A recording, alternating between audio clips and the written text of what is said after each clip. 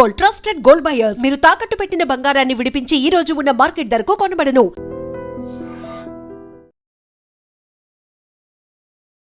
పాపం ప్రతాప్కు సంబంధించిన base line తీసుకుంటే అబ్బాయికి ఒక సమస్య, ఓసు కుమారికి సంబంధించిన టీజర్ చూసుకుంటే అమ్మాయికి ఒక సమస్య. బట్ అంటే ఓవరాల్గా నేను కథ ఒకటే అనట్లేదు, కానీ ట్రీట్మెంట్ వెళ్ళే విధానం అయితే కొంచెం సిమిలారిటీగా ఉండే ఛాయలు కనిపిస్తున్నాయి. రెండింటి సినిమాలని డిఫరెన్షియేట్ చేసేది ఏంటిది? పాపం ప్రతాప్ షూట్ స్టార్ట్ అయ్యాక ఓ సుకుమారి నా దగ్గరికి వచ్చింది కథ. సో వెడ్డింగ్ షో కానీ పాపం ప్రతాప్ కానీ రెండు సినిమాలు కూడా చాలా మంది ఆడియన్స్గా సినిమాలు నచ్చినాయి. రీచ్ అయ్యి వెళ్దాం అనుకునే థియేటర్లో సినిమా లేదు. ఒప్పుకుంటారు ఇది? ప్రీ వెడ్డింగ్కి కొంత అది జరిగింది. పాపం ప్రతాప్ మిక్స్డ్ టాక్ వల్ల end of the day teaser చూసిన ప్రతి ఒక్కరు మగధిరా లాగా ఉంది అంటే ఆ షాక్ మూమెంట్. స్టోరీ నెరేషన్లో ఉన్నప్పుడు కానీ స్టోరీ తయారు చేసినప్పుడు మీకు అనిపించింది ఎప్పుడన్నా? షాక్ కొట్టడం అనేది ఇప్పుడు ఈ సినిమా అయిపోగా నాకు తెలిసి 2-3 monthsలో బలవంతుడు వచ్చేస్తుంది. ఈ ఫాస్ట్నెస్ మీ కెరీర్కి ప్లస్ అవుతుందా మైనస్ అవుతుందా? పరేషాన్ తర్వాత మళ్ళీ నేను ప్రీ వెడ్డింగే కనబడ్డాను. 2 years గ్యాప్ ఉంది. ఆ 2 years గ్యాప్లో ఏమైపోయారు, ఎందుకు చేయట్లేదు అని అప్పుడు అడిగేవాళ్ళు. ఇప్పుడు ఏమో కనబడితే ఎందుకు ఇంత కనబడతారు అంటారు. సో ఏంటంటే సినిమాకి కావాల్సిన అంత కష్టం పడుతున్నారు, యూనిక్ కాన్సెప్ట్తో వస్తున్నారు. బట్ తిరువీర్ కెరీర్లో ఎందుకో ఆ మ్యాజిక్ మూమెంట్ జరగట్లేదు అంటే ఏం చెప్తారు? లక్ కూడా మనకి ఈక్వల్లీ హెల్ప్ చేయాలేమో. అంటే మేబీ నేను అదే జాతిలో ఉన్నానేమో. మసూదా సక్సెస్ మీ కెరీర్కి అంత గొప్పగా ఏం ఉపయోగపడలేదు, నేను వాడుకోలేకపోయాను. ఇప్పుడు ప్రామిసింగ్గా కనిపిస్తుంది మీ కెరీర్. ఈ మూమెంట్స్లో అయినా సరే ఆ చేంజ్ అయితే వచ్చిందా ఈ సినిమాకి, ఓసు కుమారికి? ఈ సినిమా ప్రొడ్యూసర్ గారు మహేశ్వర్ రెడ్డి గారు ఈ కథకి ఏం కావాలి అని మాత్రమే చూశాడు తప్ప తిరువీరు మీద ఎంత పెట్టవచ్చు అని ఎప్పుడు చూడలేదు. దీన్ని ఎలా ప్యాకేజ్ చేయాలి, ఎలా అమ్ముకోవాలి, ఇది ఎప్పుడు చూడలే. ఓ మంచి సినిమా చేయాలి, దీనికి ఏం అవసరం. మంచి ప్రొడక్షన్ హౌస్లు దొరకపోవడం వల్లే ఈ సమస్య వస్తుంది అనుకుంటున్నారు. పరిస్థితులను తగ్గట్టుగా మనం మసులుకోవాలి కాబట్టి.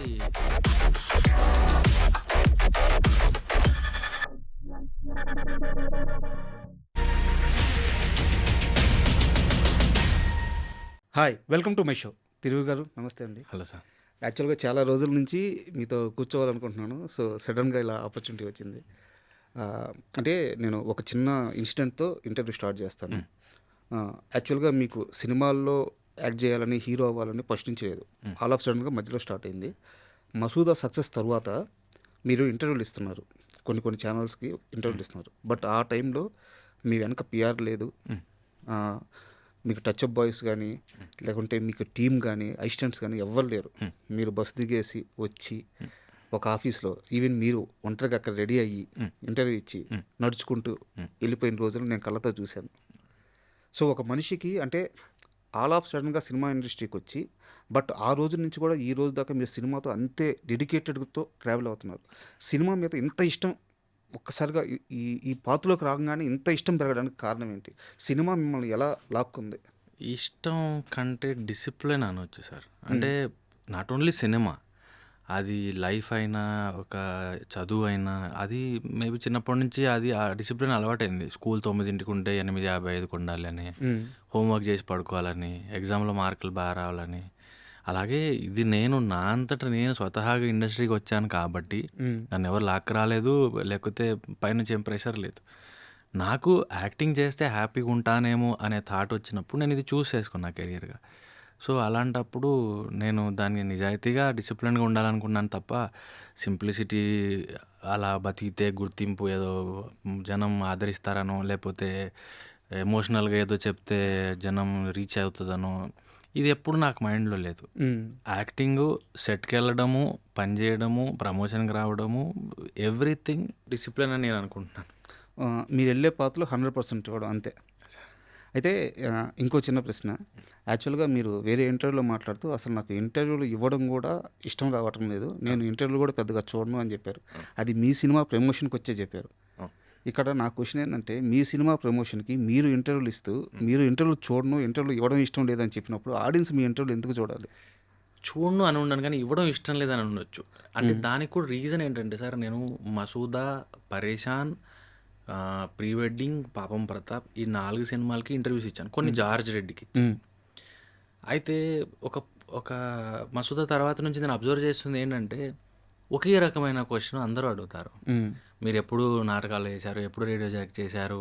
మీ పేరెంట్స్ గురించి చెప్పండి. హీరోయిన్‌తో పని చేయడం. అది ఈ లైఫ్ వద్దనే నేను యాక్టర్ అయ్యాను. జాబ్ చేయొద్దనే నేను యాక్టర్ అయ్యాను.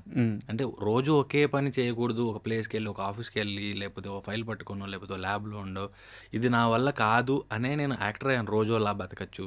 ఇప్పుడు చెప్పిన డైలాగ్ నెక్స్ట్ మినిట్ చెప్పను. నెక్స్ట్ మినిట్ చెప్పింది నెక్స్ట్ అవర్ చెప్పను. రేపు ఇంకొక మనిషిని కలుస్తాను. ఎల్లుండి ఇంకో లొకేషన్‌లో ఉంటాను. ఇది నన్ను ఎక్సైట్ చేసింది ఈ కెరీర్‌కి సంబంధించి. సో, ఇంటర్వ్యూలు కూడా జాబ్ లాగా అనిపించడం మొదలుపెట్టాయి. ఎందుకంటే అవే క్వెషన్‌లు వస్తాయి. అదే అడుగుతారు. హీరోయిన్‌తో వర్క్ చేయడం ఎలా ఉంది? డైరెక్టర్‌తో వర్క్ చేయడం బోర్. అందుకని నేను ఇంటర్వ్యూలు రావడం ఇష్టం ఉండదన్నాను. తప్ప వేరే ఉద్దేశం ఏం లేదు. ఓకే. అయితే నేను కూడా అదే క్వశ్చన్ అడుగుతున్నాను. యాక్చువల్‌గా ఇప్పటిదాకా మీ సినిమాల్లో మీరే స్టార్ మెటీరియల్‌గా ఉంటూ వచ్చారు. చాలా లో బడ్జెట్ మూవీస్ బట్ గుడ్ కాన్సెప్ట్‌తో వచ్చారు. బట్ ఈ సినిమాకి 'ఓ సుకుమార్‌కి' వచ్చేలేకే 17th రిలీజ్ అవుతుంది. అవును. సో 'ఓ సుకుమార్‌కి' వచ్చేలేకే ఐశ్వర్య రాజేష్ గారు. అవును. సో సంక్రాంతికి వస్తున్నాం సినిమాతో వారి గ్రాఫ్ అమాంతం పెరిగిపోయింది. అవును. దాని తర్వాత చేస్తున్న గుడ్ మూవీ తనిది. సో ఖచ్చితంగా మీకు ఒక ఛాలెంజ్ లాగా ఏమన్నా అనిపించిందా? అంటే ఫస్ట్ నేను ఆవిడకి 'కాకముట్టే' చూసినప్పటి నుంచి కూడా ఫ్యాన్. నాకు తన సినిమాలు, తన యాక్టింగ్ చాలా ఇష్టం. ఎలా ఈమె క్యారెక్టర్ అర్థం చేసుకుంటున్నారు, ఎలా పర్ఫామ్ చేస్తున్నారు, ఎమోట్ చేస్తున్నారు అనేది బాగా కీన్‌గా చూడడం అలవాటు. 'కాకముట్టే' నుంచి 'వాడ చెన్నై' అన్ని సినిమాలు చూసుకుంటూ వచ్చాను. సో, ఒక ఫ్యాన్ ఉన్నారు నాలో తనకి యాక్టింగ్ పట్ల. ఓకే. సో, 'టక్ జగదీష్' చేసినప్పుడు నేను చాలా హ్యాపీ. నాకు ఇలా తీసుకుంటున్నారు సినిమా కనిపించినప్పుడు నాకు చాలా హ్యాపీగా అనిపించింది. ఒక మంచి పర్ఫార్మర్‌తో నేను యాక్ట్ చేయగలుగుతాను అని. సో, ఆల్రెడీ పరిచయం ఉన్న వ్యక్తి అండ్ నేను తన వర్క్‌కి నేను ఫ్యాన్‌ని. అండ్ మళ్ళీ ఇప్పుడు నాకు షేర్ చేసుకునే మళ్ళీ తను కొన్ని టిప్స్ చెప్తూ ఉంటారు. ఒక్కొక్క మనిషి కొంత ఎక్స్‌పీరియన్స్ క్యారీ చేస్తూ ఉంటారు. వాళ్ళు కలిసిన వ్యక్తుల వల్ల, పనిచేసిన డైరెక్టర్ల వల్ల. సో, ఒక నాలెడ్జ్, ఒక ఎక్స్‌పీరియన్స్ ఏదో కొంచెం క్యారీ చేస్తుంటారు కదా! అది ఎక్స్‌చేంజ్ చేసుకోవడం, చాట్‌లో మాట్లాడుకోవడం, లేకపోతే టిప్స్ ఇవ్వడం. ఇలాంటిది నేను చాలా మందిని అడుగుతాను. నేను కో యాక్టర్ సీనియర్ అయితే నేను అందరిని అడుగుతాను. జూనియర్ అయినా అడుగుతాను. సో, ఈ ఐశ్వర్య గారితో వర్క్ చేయడం ఏంటంటే నేను తన ఒక కాంపిటీషన్‌లా ఉంటది యాక్ట్ చేసేటప్పుడు. కరెక్ట్. నేను ఛాలెంజింగ్‌గా దానికే ఉంటది. అడిగింది. ఎందుకంటే మీది చాలా గుడ్ యాక్టింగ్. సో మేడంది కూడా సూపర్ యాక్టింగ్ ఉంటదనమాట.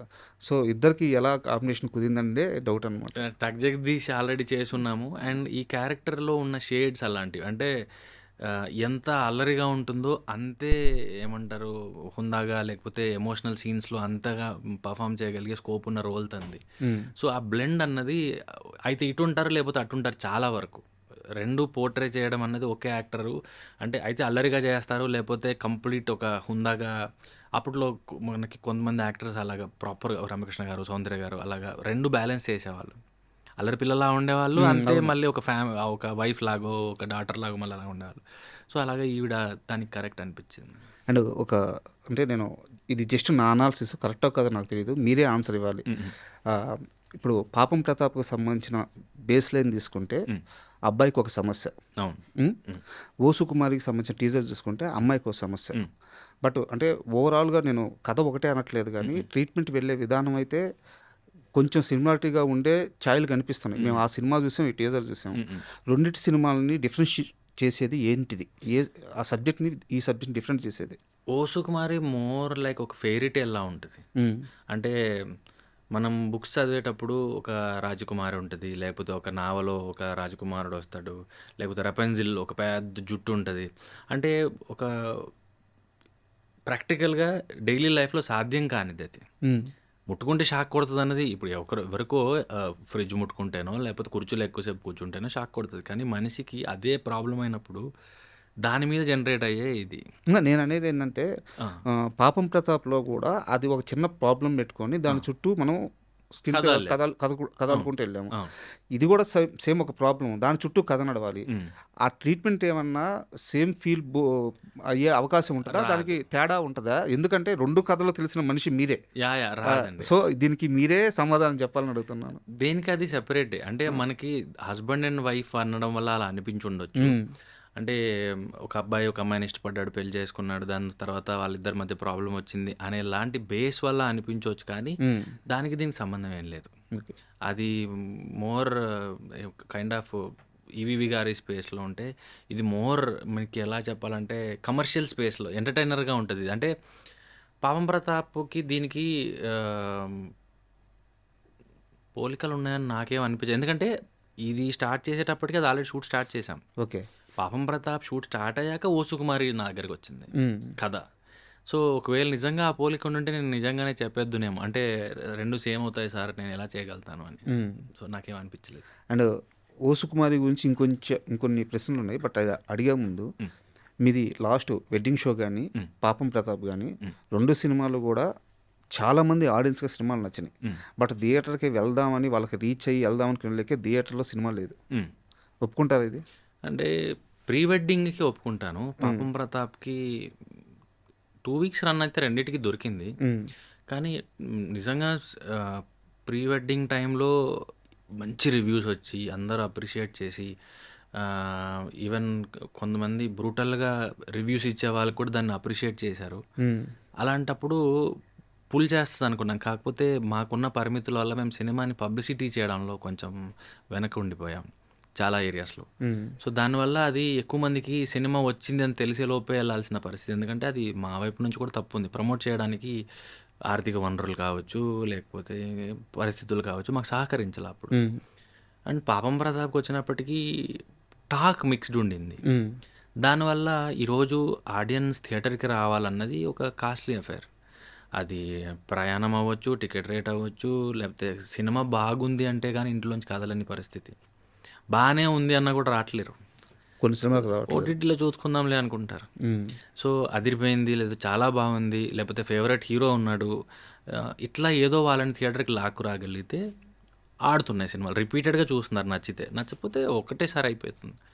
సో ప్రీ వెడ్డింగ్కి కొంత అది జరిగింది. పాపం ప్రతాప్ మిక్స్డ్ టాక్ వల్లే నాకు తెలిసి రాకపోవడానికి రీజన్స్ ఉండొచ్చు. బట్ ఓకే, అంటే end of the day cinema తీసేది ప్రేక్షకుల కోసమే. మ్. వాళ్ళ జడ్జ్మెంటే ఫైనల్. వాళ్ళకి నచ్చిందా నచ్చినట్టు, నచ్చలేదా నచ్చినట్టు. సో కాబట్టి వాళ్ళకి రాలేరు అనలేను, నచ్చలేకపోవచ్చు అనొచ్చు. బట్ ఇక్కడ నాకు మీ ట్రావెల్ మొత్తం చూస్తుంటే ఒక చిన్న క్వశ్చన్ వస్తుంది.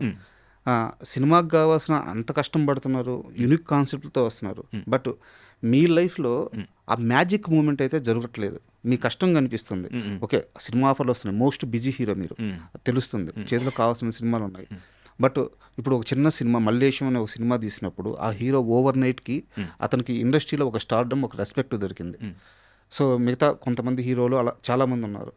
మీరు వాళ్ళందరికంటే ఏమాత్రం కూడా తక్కువ కష్టపడట్లేదు, మంచి కాన్సెప్ట్తోనే వస్తున్నారు. తిరువీర్ కెరీర్లో ఎందుకో ఆ మ్యాజిక్ మూమెంట్ జరగట్లేదు అంటే ఏం చెప్తారు? అంటే సార్, మామూలుగా ఇండస్ట్రీకి వచ్చే ముందు ఇంటర్వ్యూలు చూసేవాడిని, లేకపోతే ఈ పుస్తకాల్లో సండే బుక్కుల్లో చదివేవాడిని. లక్ కూడా మనకి ఈక్వల్లీ హెల్ప్ చేయాలేమో. అంటే మనం కొన్ని తయారు చేయలేం. అండ్ యాక్టింగ్ అందరికీ వచ్చు, కానీ అందరూ స్టార్స్ అవ్వలేరు. పని అందరూ చేస్తారు, కానీ అందరికీ ఈక్వల్ క్రెడిట్ రాకపోవచ్చు.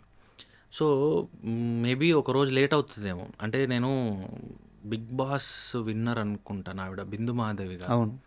ఆవిడ లేట్ బ్లూమర్ అనే ఒక వర్డ్ వాడింది. ఏంటిదని గూగుల్ వెళ్ళి చూశాను నేను. మేబీ నేను అదే జాతిలో ఉన్నానేమో. కొంచెం టైం స్లోగా వస్తుంది. సో అంటే ఒకటి నాకు తెలిసింది పని చేసుకుంటూ ఉండడం. నాకు యాక్టింగ్ ఇష్టం, నేను అందుకని పని చేసుకుంటూ ఉంటాను. అది వచ్చే రోజు రాని, అప్పటి వరకు అయితే నాకు తెలిసింది ఇది ఒకటే. అదే ఇప్పుడు నేను అడగబోయే క్వశ్చన్ నేను కరెక్టో కాదో తెలియదు, రాంగ్ అయితే మీరు కరెక్ట్ చేయండి. ఇప్పుడు దాకా మీరు చేసిన సినిమాలన్నింటిలో కూడా సో సినిమా స్టార్ట్ అయ్యే విధానం బాగుంటుంది, ప్రొడక్షన్ అంతా బాగుంటుంది, సినిమాని డెలివరీ చేసే విధానం, ప్రమోషన్ చేసే విధానం బాగుండట్లేదు. ఇది ఆల్రెడీ ఒక ప్రెస్ మీట్లో మీరు మాట్లాడిన విషయమే. అయితే నేను అడిగేది ఏంటంటే ఆ మంచి ప్రొడక్షన్ హౌస్లు దొరకపోవడం వల్లే ఈ సమస్య వస్తుంది అనుకుంటున్నారా? మంచి ప్రొడక్షన్ హౌస్ అంటూ కాదండి. అంటే ప్లానింగ్ కావాలి, ఫైనాన్షియల్ ప్లానింగ్ కావాలి. సినిమాకి ఎంత అవుతుంది, ఫస్ట్ కాపీకి ఎంత అవుతుంది, ప్రమోషన్స్కి ఎంత అవుతుంది, ఏ స్ట్రాటజీ, ఏ రిలీజ్ డేట్, ఇవన్నీ 1,00,000 ఉంటాయి ఒక సినిమా బయటికి రావడానికి. అయితే ఇందులో కొత్త వాళ్ళకి సాధ్యమైనంత వరకు వేరే వాళ్ళు గైడ్ చేయాల్సింది తప్ప సినిమా బై సినిమా నేర్చుకుంటారు.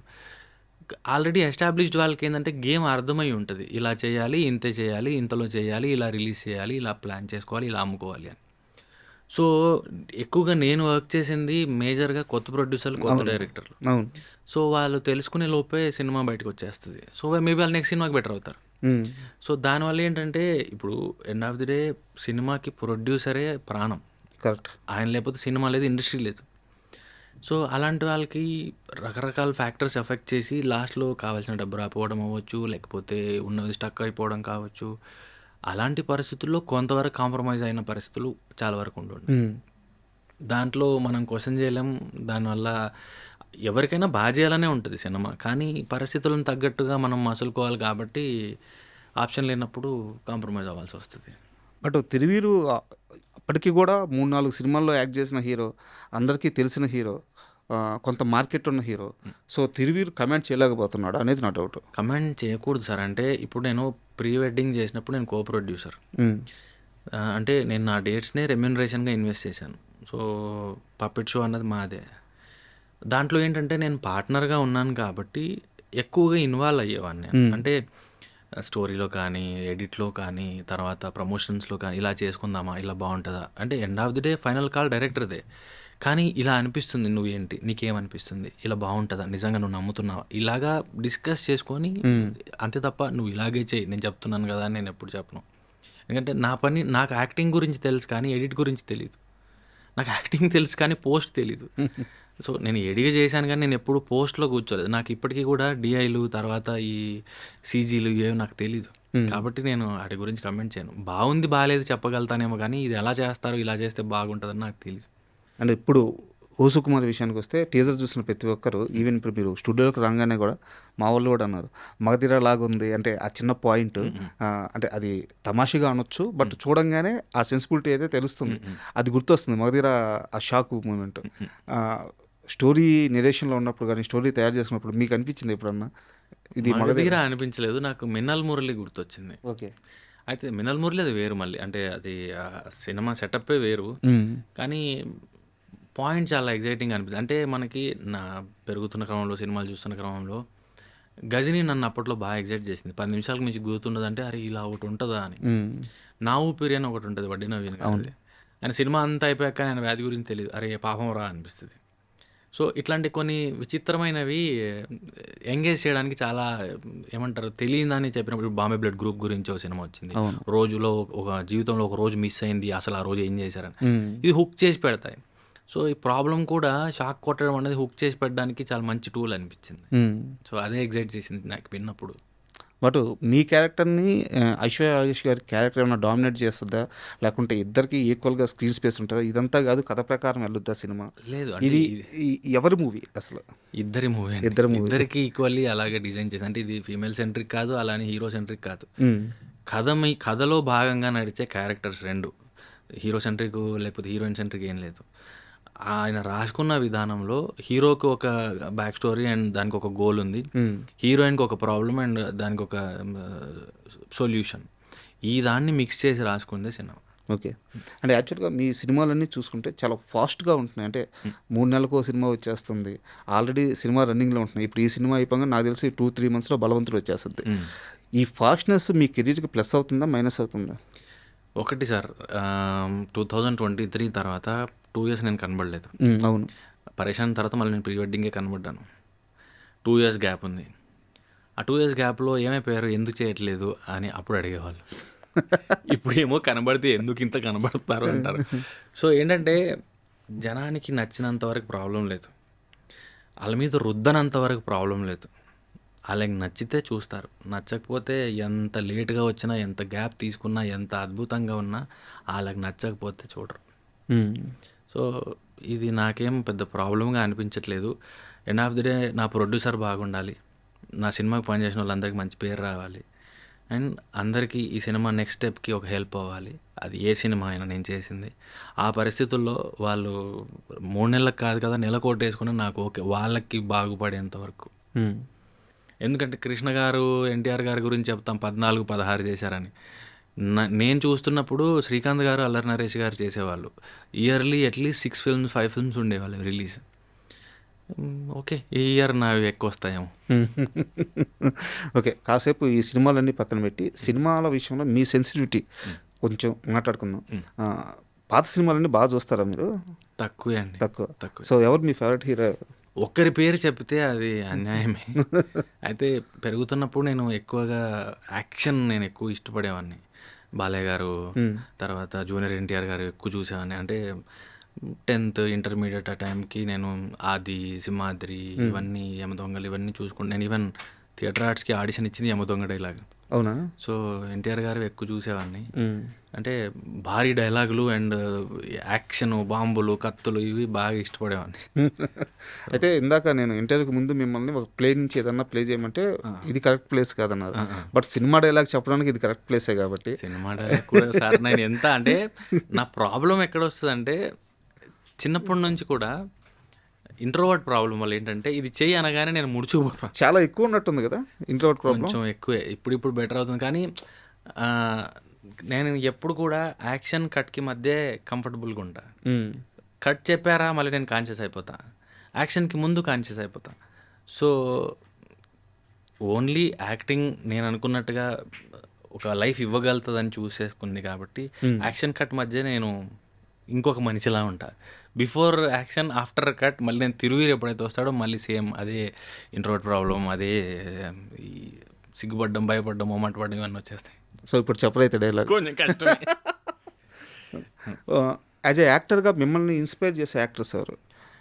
అంటే అలా యాక్టింగ్ అంటే సినిమా పరంగా కానీ మాసు ఇవన్నీ పక్కన పెడితే వీళ్ళ నటనలో ఆ స్పార్క్ ఉంటుంది, వీళ్ళ నటన నుంచి నేర్చుకున్నాను అనిపించే యాక్టర్లు చాలా ఉన్నారు. ప్రాసెస్లో ఏంటంటే నేను థియేటర్ ఆర్ట్స్ జాయిన్ అవ్వడానికి కారణమే చాలామంది థియేటర్ ఆర్ట్స్ చేసిన వాళ్ళు. అందులో హిందీ ఎక్కువ చూసేవాడిని, తెలుగు పక్కింట్లో టీవీ వల్ల నేను తెలుగు హిందీ కలిపి చూసేవాడిని. వాళ్ళు ఏం పెడితే అది చూసేవాడిని అంతే, నేనేం పెట్టి చూసేది ఇది కాబట్టి. ఆ ప్రాసెస్లో నేను కమల్ హాసన్ గారిని చూశాను, నసీరుద్దీన్ షా, ఓం పూరి, మనోజ్ బాజ్పాయ్ అండ్ మనకి చిరంజీవి గారు. అంటే వాళ్ళు ఏది పెడితే అది చూడడం. నేను మా ఇంట్లో టీవీ వచ్చిన చాలా లేట్. అయితే ఈ ప్రాసెస్లో యాక్టింగ్కి వచ్చిన తర్వాత అబ్జర్వ్ చేయడం మొదలెట్టిన తర్వాత అది బస్టర్ కీటన్ అవ్వచ్చు, చార్లీ చాప్లిన్ అవ్వచ్చు, అండ్ ధనుష్ గారు అవ్వచ్చు, ఫహద్ ఫాజిల్ గారు అవ్వచ్చు. సో అబ్జర్వ్ చేయడం మొదలు పెడుతున్నాను. కొంతమంది కన్ను అంటే అట్రాక్ట్ చేసుకుంటారు, ఎంతమందిలో ఉన్న అలా వైపు, అక్కడ ఆగిపోతుంది. సో అట్లాగా చాలామంది ఉన్నారు, ఒక్కొక్కరు. అంటే ఒక్కరి పేరు చెప్పడం నా వల్ల కాదు, కానీ అది సుదీప్ గారు అవ్వచ్చు, మమ్ముటి గారు, మోహన్ లాల్ గారు, అండ్ ఒకరి పేరు అని కాదు, ఈవెన్ హిందీ నాకు రాజ్కుమార్ రావు ఇష్టం. అండ్ ఈయన బేసిల్ జోసెఫ్ వచ్చాడు ఈ మధ్య, తనేవి చాలా ఇష్టం. సో చాలామంది అట్రాక్ట్ చేసే, అంటే అంతకుముందు మనకి ఓటీటీ లేనందువల్ల పెద్దగా తెలిసేది కాదు. మహా అంటే ఒక లాంగ్వేజ్, 2 లాంగ్వేజ్లు. కరెక్ట్. ఇప్పుడు ఏంటంటే కొరియన్ యాక్టర్స్ కూడా ఇప్పుడు మన వాళ్ళకి చాలామందికి తెలుసు కాదు, వాళ్ళంటే చాలా ఇష్టం అది. సో అలా నేను మరాఠీ చూస్తాను ఓటీటీలో, మలయాళం చూస్తాను, సౌత్ ఇండియన్ లాంగ్వేజెస్ చూస్తాను, హిందీ చూస్తాను. సో అందుకని ఒక్కొక్క ఇండస్ట్రీ నుంచి ఒక్కొక్కరు అలాగా చాలా ఇష్టం. ఒక్కొక్కరని కాదు, ఒక్కొక్క ఇండస్ట్రీ నుంచి చాలామంది ఇష్టం. అండ్ మీకు నెరేషన్స్ ఎలా ఉంటాయి? అంటే కొత్త డైరెక్టర్స్ కానీ రచయితలు కానీ వచ్చి నెరేషన్స్ ఇచ్చేటప్పుడు మీరు ఆ నెరేషన్ మూడ్ ఎలా ఉంటుంది, ఎలాంటి నెరేషన్స్ వస్తున్నాయి మీకు, దాని గురించి కాస్త క్లియర్గా చెప్పండి. అది ఒక్కొక్కసారి ఫస్ట్లో మొహమాటంతో వాళ్ళు ఎంతసేపు చెప్పినా వినేవాడిని. అంటే ఒక్కొక్కరు 3 నుంచి 6 గంటల వ్యవధి చెప్పిన రోజులు కూడా ఉన్నాయి.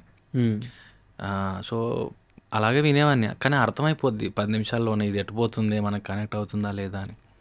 సో ఇంత దూరం కష్టపడి వచ్చారు మన కోసం, ట్రావెల్ చేసి చెప్పాలనుకుంటున్నారని సైలెంట్గా వినేవాడిని. అలాగే తర్వాత షూట్స్కి వెళ్ళిపోతే ఏమంటారు నేరేషన్స్ పెండింగ్ పడేవి. సో అలాంటప్పుడు రోజుకు 2, రోజుకు 3 పెట్టుకున్న రోజులు ఉంటాయి. ఇప్పుడు కూడా రోజుకు 2 ఉంటాయి అన్న యావరేజ్. సో కొన్ని పిచ్ డెక్లోనే ఆపేస్తున్నాను, పిచ్ డెక్ పంపించండి నచ్చితే వింటాను అని. కొన్ని సినాప్సిస్ పంపిస్తారు, కొంతమంది వాళ్ళు ఆల్రెడీ చేసిన డెమో వీడియో పంపిస్తారు, కొంతమంది ఇన్ పర్సన్ వచ్చి చెప్తారు. సో ఇప్పుడు డ్యూరేషన్ కట్ చేశాను, అంటే ఎక్కువ పెండింగ్ పడిపోతున్నాయి అండ్ అర్థమైపోతుంది తొందరగానే ఏం కావాలి అన్నది. సో అందుకని ఒక 1 to 1.5 hour వింటాను పర్ నేరేషన్. విని ఒక 24 hours టైం తీసుకొని దాన్ని డైజెస్ట్ చేసుకొని నచ్చుతుందా నచ్చట్లేదా, నచ్చితే మళ్ళీ నేను బౌండ్ స్క్రిప్ట్ తెప్పించుకొని అది చదువుతాను. అప్పుడు కూడా ఆయన చెప్పిన దానికి రాసిన దానికి పొంతనుందా, నాకు నచ్చుతుందా క్రాస్ చెక్ చేసుకొని అప్పుడు నేను నా డెసిషన్ చెప్తాను. ఇలా మీ దగ్గరికి నెరేషన్కి వచ్చి బట్ మీరు చేయకుండా బయటికి వెళ్ళిపోయిన సినిమా, మంచి సినిమాలు ఏమన్నా ఏదో కారణాల వల్ల? మంచి సినిమా అని కాదు, అంటే నాకు అప్పుడు డేట్లు కుదరక చేయలేదు, పొలిమేర అడిగారు నన్ను.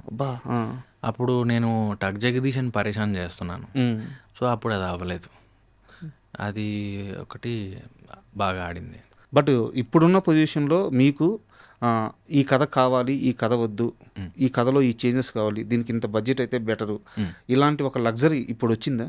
అంటే బడ్జెట్ గురించి నేను ఎప్పుడు మాట్లాడను. ఈ సినిమాకి ఎంత పెడతారు మీరు అనేది నేను తేను, కానీ కథ బాగుందా లేదా.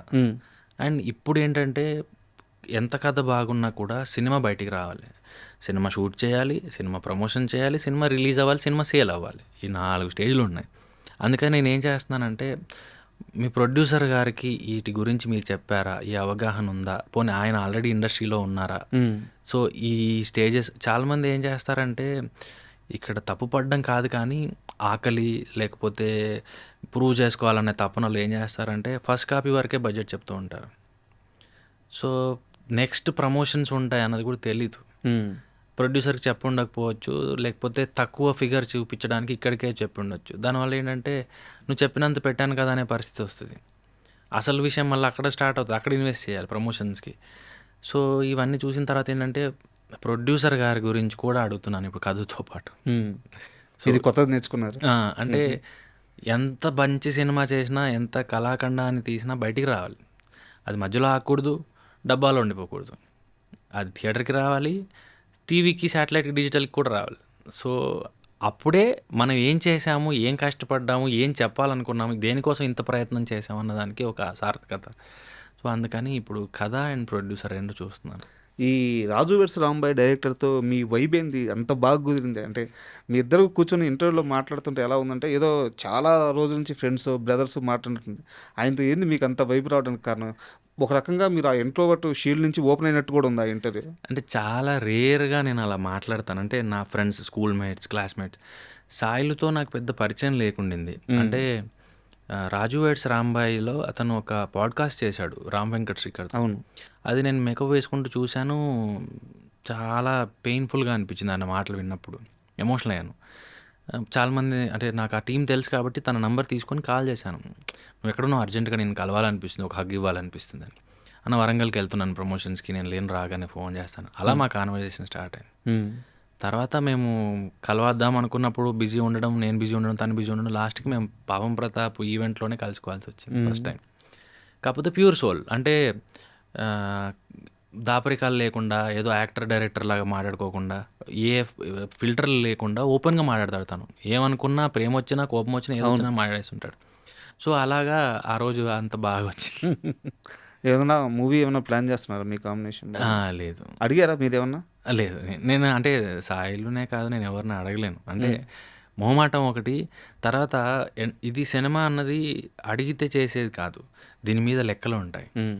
ఏ యాక్టరు, ఎంత మార్కెట్ ఉంది, ఎన్ని డబ్బులు పెట్టాలి, ఎంత రిటర్న్ వస్తుంది, ఎక్కడెక్కడ అమ్మచ్చు, మ్యూజిక్, డిజిటల్, శాటిలైట్, థియేటరికల్, 100 లెక్కలు ఉంటాయి. దాంట్లో తను చెప్పాడని పెట్టుకోవడమో లేకపోతే నేను అడిగాడని తీసుకోవడమో అంటూ ఉండదు. సో నిజంగా తన కథకి నేను సూట్ అవుతాను అనుకుంటే తనే కాల్ చేస్తారు. అంటే పరిచయం లేనోడిని, నెంబర్ లేనోడిని అది కాదు కదా.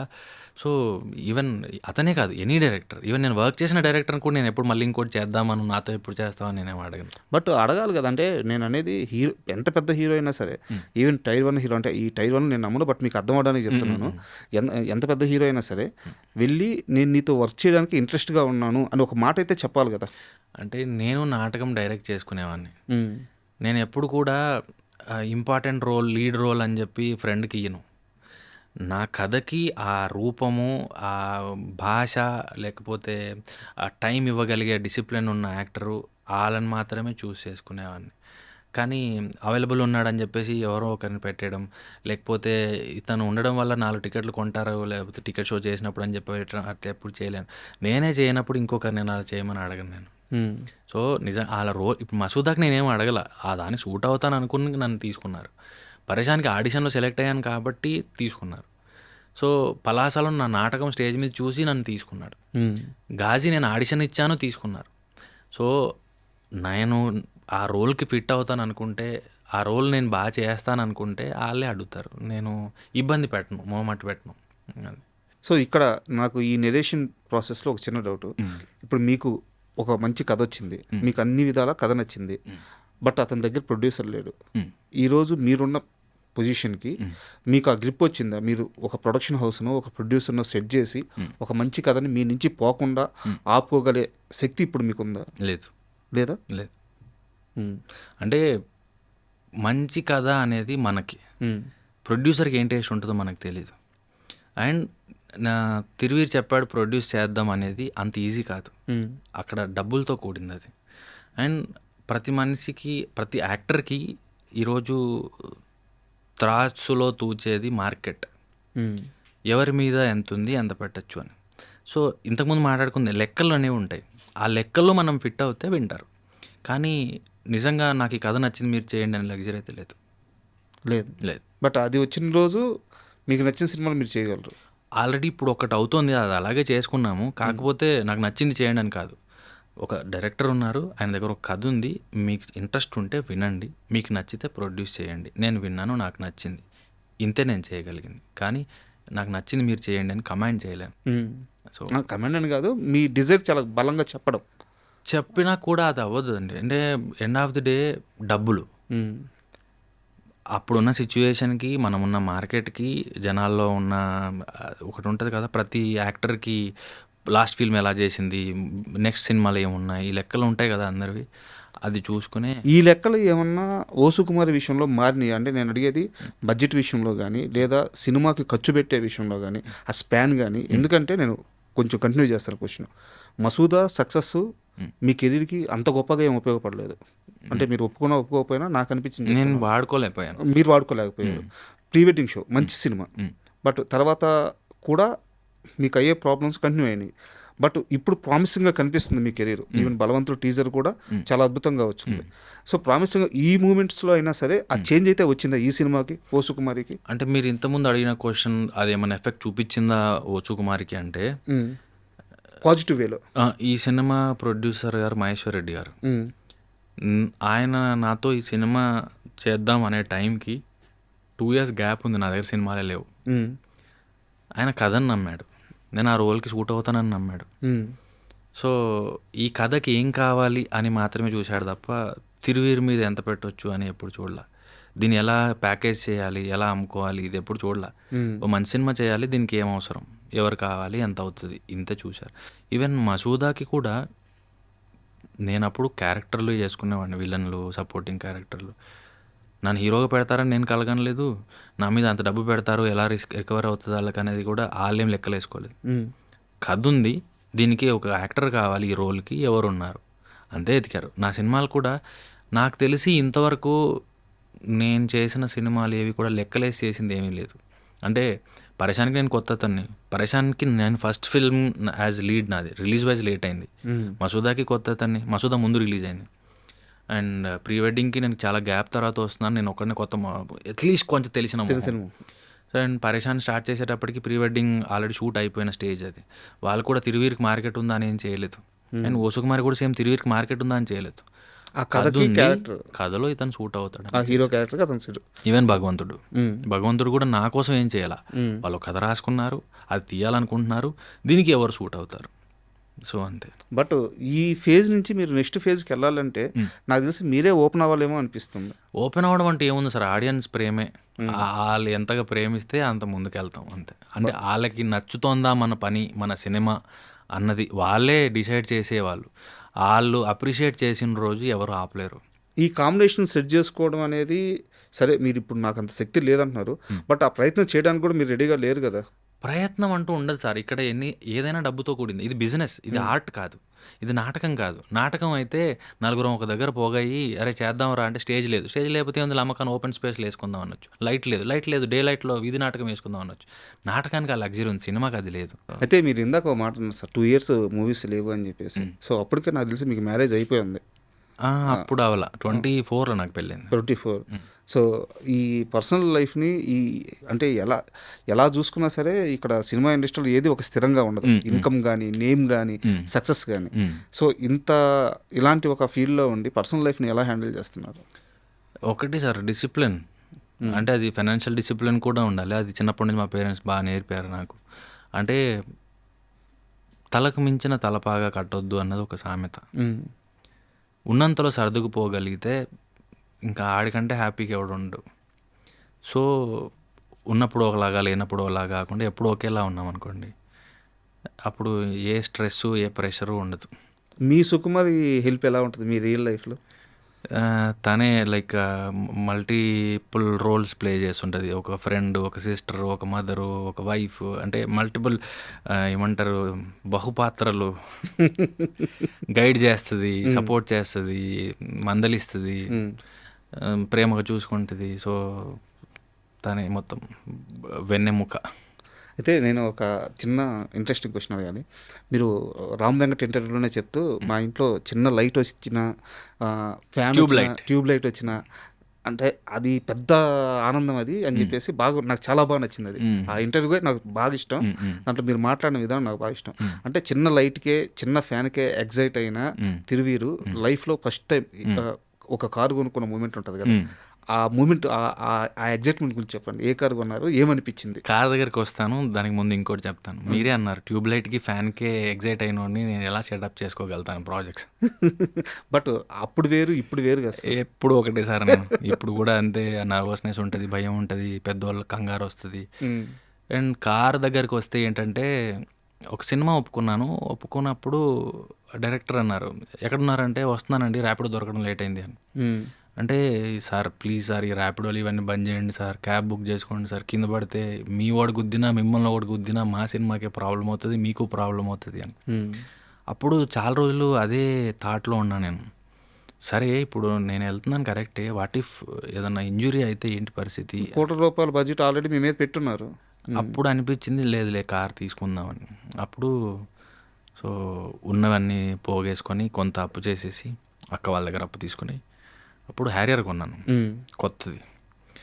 సో కార్ అయితే కొన్నాను, కానీ కార్లో వెళ్తున్నా నాకు కార్ డ్రైవింగ్ రాదు అప్పుడు. ఇప్పుడు వచ్చు.